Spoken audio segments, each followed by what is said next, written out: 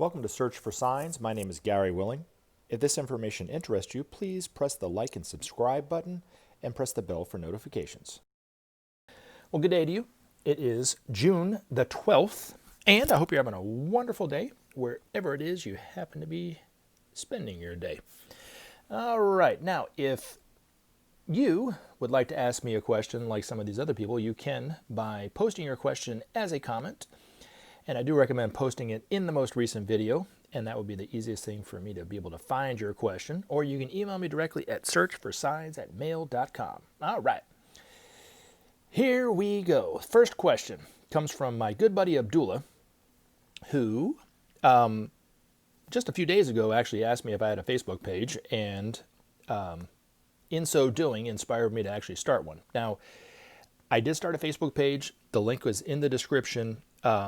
I posted a video that you might be interested in, and it was taken not too long ago, and I got it from a friend of mine, so it's kind of a friend of a friend's, and he was posting it on Facebook, didn't realize that he was starting a watch party or something with it, and like 5,000 or 6,000 people ended up watching this video. But anyway, he had no clue that that was going on. But anyway, he thought, like I said, he just thought he was posting it, and then Facebook took it down. Then I asked him if he could send it to me, so he sent it to me. But anyway, the video clearly shows, looks like UFO activity kind of cutting out a perfect circle in a cloud. It's really kind of cool. So if you believe it's UFO activity, then you're like me. If not, then all power, more power to you. But anyway, so thanks Abdullah for recommending that Facebook page. And there's not much on it right now, but that's probably the coolest thing that I have up there right at this moment in time. But anyway. All right, so the question that he asks in this one, or not really a question, more of a statement. Maitreya manifested himself in Kenya and Nairobi in 1988 and said that he would return soon with the blessing bucket, and that was 31 years ago. He was late, which means that his return is close. Abdullah, hate to break it to you, buddy, but we're in 2020 right now, so that was 32 years ago, actually, not 31, so we're not in 2019, my friend. Now, and I could be wrong when I say this, so my personal interpretation of what Maitreya meant when he said he would bring back a vessel full of blessings, and she interpreted it as a bucket full of blessings. What do you oftentimes put in a bucket? Water, right? Well, not long after he visited this church in Nairobi, he started visiting other churches all around the world, and nearly every time that he did it, he charged a well somewhere around where he was talking to that group of people. There's only been 3 that have been found thus far. First one was in Talakoti, Mexico. The second one was in Nordno, Germany, and then one in India. Now there's also Lourdes, France, but that was actually not charged by Maitreya. That's actually was charged by the master, who was the Madonna. It has healing properties, but not quite as strong as the wells that Maitreya is charging. Eventually, after the masters are out known for who they are, there'll be close to 800 wells. 777 of these wells will be discovered all over the world. So we won't have to travel very far. We won't have to, to get this water, this bucket full of blessings or a vessel full of blessings. But right at this moment in time, there's only 3, and the others won't be discovered until after Maitreya is known for who he is. So these wells the person who finds them, whenever that is, will be mentally impressed by one of these masters, whether they know it or not. And most of the time they'll just, oh, there it is. But you can't just stumble across and find it on your own. So people have asked, can I go look for him? And Benjamin Creme said, you won't be able to find him. Not until the masters want him to be found. So they won't be found until after the day of declaration, probably more than likely. But anyway, but like I said, eventually there'll be close to 800 of them, so we'll have plenty of water, and they'll increase in potency over the coming age, so hopefully that helps. All right, next question. There appears to be like a white string coming from the left side of Maitreya's head in that last photo with Maria Katsa. Is this a photo defect? No, it is not, Zen, and that's why I have this newspaper article that I think you're talking about with that picture with the white swish through the middle as the background of this photo to talk about this. When not so much with digital cameras like we use today with our phone, but when we actually had a camera with real film in it, these blessings would oftentimes appear on the roll. So you would take photos of your family or Christmas or whatever like this, and there'd be this blessing through it. It's not, and I've talked to photographers, it's not an overexposed photograph, because overexposures come from either the beginning of the roll or the end of the roll. And I've had them personally with them, in the middle of the roll. So it wouldn't be exposed in the middle. And then if you look at the photograph is perfect on both sides. It's just in the middle. And overexposures are on the side, always. So it's just the science of photography, from what I understand. I'm not a photographer myself, but that's what I've been told. Now, these photographs, and there's people used to send them in all the time to Share International, and you can probably see some on Share International's page, but that might be at a wedding or a birthday party or Christmas party or something. Take a bunch of photos, and then when they go to get them developed, whoop, there's this blessing in there. So, like I said, I've gone back and looked at photographs I took years before I knew anything about this, and oh my gosh, there's this swash through it, and I thought it was just a photo that was overexposed, right? But it was actually a light blessing. But the interesting thing was, there's this restaurant, upscale restaurant it's called Buckhead. It's in Atlanta, but it's kind of like the uptown version of Buckhead. So you got the downtown, midtown, and uptown. It's kind of like the uptown. A lot of really nice restaurants in that area. And some time ago, I ate at this restaurant called Preachie's, and it's an Italian restaurant, very nice.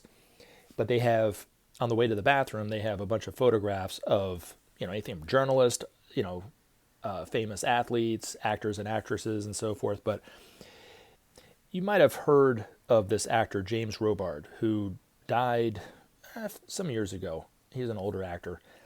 There was a picture of him, and I just was walking back to the bathroom one trip and looked up at the wall of celebrities on, framed celebrities on the wall, and there's a picture of the actor James Robard, and there's a swash of a blessing through his photograph, which is kind of interesting. So happens all the time. But this one, when whoever the photographer was, I don't know if it was the journalist himself who took the photographs. I think it was Joe Matombi or whatever his name was. When he took that photo of Maitreya, there was a light blessing on it. But that's what that is then. So anyway, go back and look through some of your old stacks of photos. You might see some in there. Anyway, next question from Peter Miller. Are there any just wars? Well, I guess according to the masters, every country has a right to defend themselves. So if somebody were to attack a country, they would have a right to, and justified to attack back, really, or to defend themselves. That's one thing, I guess. The other thing would be, but that would be actually physically attacking their country, not attacking their financial interests in other countries, so to speak. And I'm only tying the United States into that whole thing. But anyway, the last, I think, justified war really would have been World War II, to a greater or lesser extent. And had the Allied powers not stood up and fought the Nazis, I know in this country we would be Sprechens de Deutsch right at this moment in time, and the German flag would be all over the world, really. Now, the Allied powers were supported and aided by the Masters of Wisdom. The Axis powers were supported and aided by the forces of darkness. That war was a resurfacing of a war that happened right toward the end of the Atlantean times, 100,000 or so years ago. It ended up with the destruction of Atlantis. It was written into the Bible, actually, as the Great Flood that Noah was predicting. Noah was a master at that time, predicting that and telling people and warning people that the continent of Atlantis was about to be destroyed. Whether people listened to him or not, I'm sure some did, some didn't. But anyway, yada, yada, yada, the continent of Atlantis isn't there at the moment, right? It sunk, millions of people died, lost their lives, that kind of stuff. But that war went underground and on the lower astral planes and resurfaced again in the 30s and 20s, 30s, and 40s of the last century.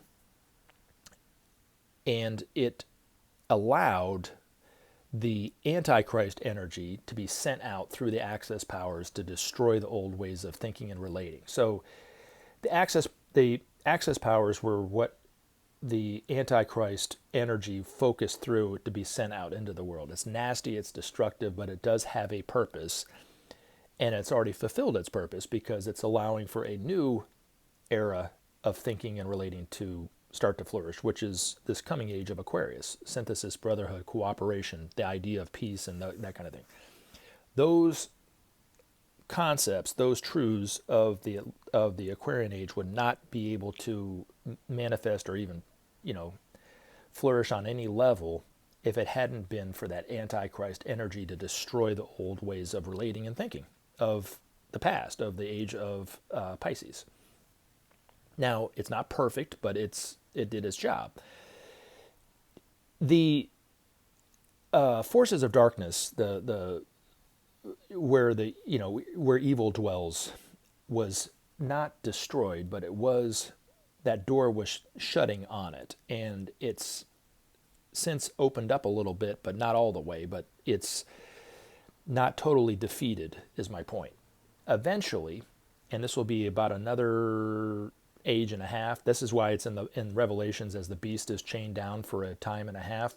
This is what they were talking about. This is how Christians misinterpret their own scriptures, is over this coming age will obviously be an era of peace. It will be temporary, but it will be quite wonderful to experience while we have it. And then toward the middle of the age of Capricorn, that war will resurface again, but now on an even higher level on the mental planes. And it will end up meaning the total destruction of evil on this planet. Not the destruction of the planet, destruction of evil on this planet. So evil will not be able to influence humanity anymore. And then peace will reign forever and ever and ever and ever and ever on this planet. As long as this planet's around, it will be a peaceful planet. Our planet will move up to what's called a sacred planet, like Venus or Jupiter or Saturn. Actually, will be one of the higher planets of our solar system at that point, but not too far in the future. 3,000 years isn't that far, but I wouldn't hold my breath right now. You might have to breathe a little bit in between now and then, but hey.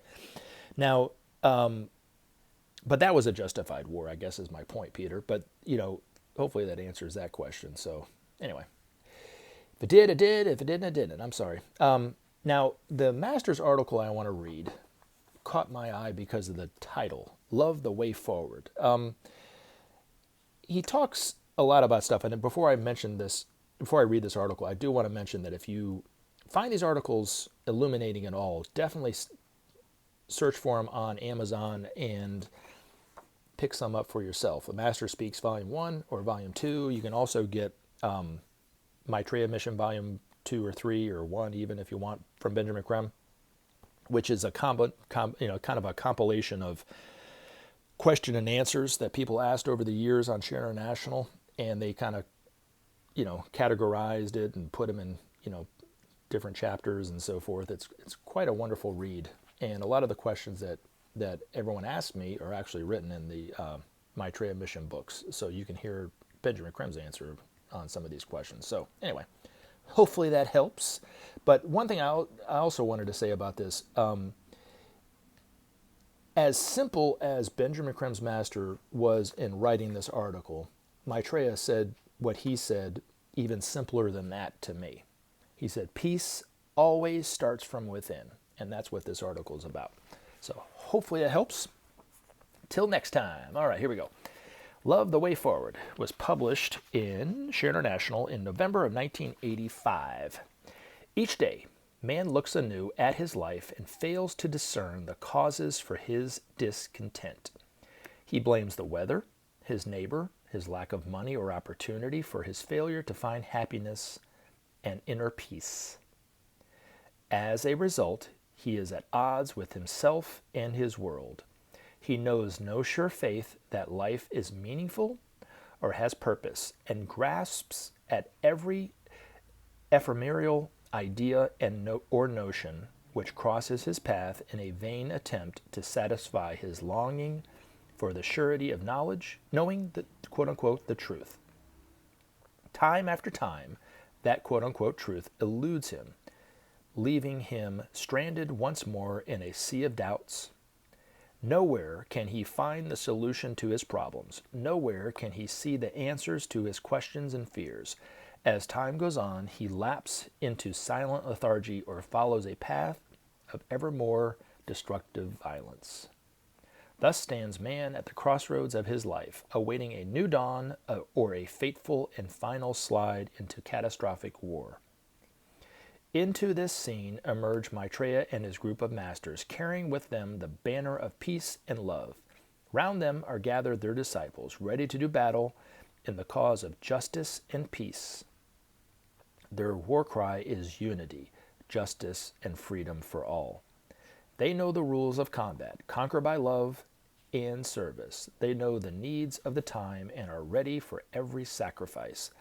They know their tasks and wait impatient for action. Listen for the sound of their music, beauty and truth. Watch for signs of their hand, cooperation, sharing, and joy. Make ready and recognize and work with these warriors of the new time and fulfill the purpose of your incarnation. Largely unknown as yet, they are not to be found in the existing groups. They stand in the wings, awaiting the call to service.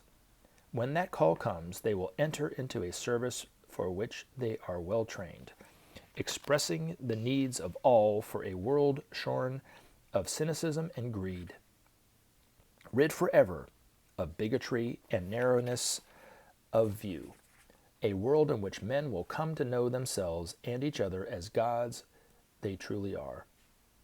Then men will understand that what ails them is their lack of love, their inability to register in their lives their qualities as souls, that daily the soul seeks expression of its purpose, and that being denied, all turns to salt.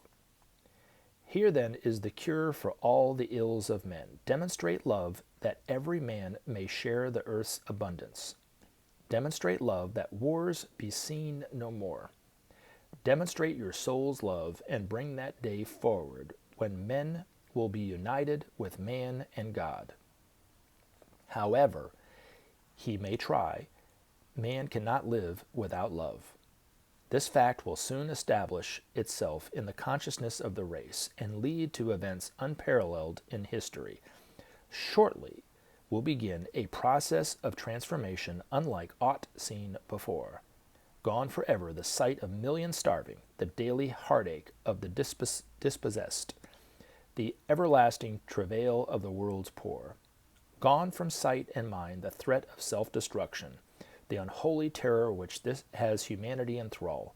Gone, too, the lack of trust which curbs and limits man's every action and sets him against his neighbor and himself. All of this shall man achieve by demonstrating love. Through love shall man conquer and become a god. Remember to take action and help SOP save our planet. Thanks for listening, and we look forward to talking to you again in future videos.